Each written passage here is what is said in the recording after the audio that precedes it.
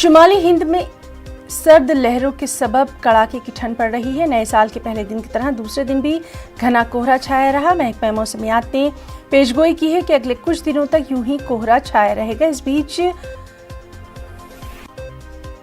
दिल्ली, उत्तर प्रदेश और हरियाणा के कुछ हिस्सों में आज बारिश होने का इम्कान है। महकमा मौसमियात के मुताबिक अगले 2 घंटों में दिल्ली के कुछ इलाकों में बारिश हो सकती है।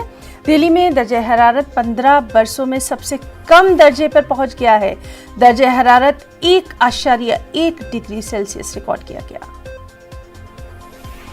और चलिए सीधे रुख करेंगे हमारे साथी रवि मिश्रा का। रवि, सर्दी जो है अपना सितम ढा रही है, तमाम रिकॉर्ड जो हैं वो तोड़ रही है। आज का हाल जानना चाहेंगे। जी बिल्कुल, देखिए साफ तौर पर उत्तरी भारत में भारी मात्रा में बर्फबारी होने के कारण दिल्ली, एनसीआर समेत तमाम इलाकों में ठंड का कहर और सितम जारी है। आपको बता दूं कि इस वक्त मैं इंडिया गेट के आसपास के इलाके में मौजूद हूँ। ये देख सकते हैं आप, सामने राष्ट्रपति भवन है और यहाँ पर अभी क्या नज़ारा है कि धुंध ने इस पूरे वातावरण को अपनी आगोश में ले रखा है। धुंध की चादर आप अभी भी देख सकते हैं। आसमान में बादल छाए हुए हैं।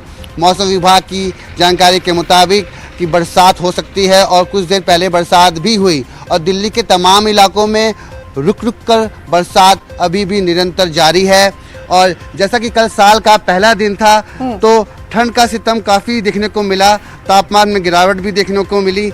मगर आज की बात करें तो आज ठंड में थोड़ी सी राहत है कल के मुताबिक, मगर ठंड बदस्तूर जारी है और लोग ठंड से बचने के लिए। जी रवि, और आप खुद भी अपना वहां पर ठंड में बहुत ख्याल रखिए। बहुत बहुत शुक्रिया अदा करना चाहेंगे तमाम तर तफसीलात के लिए।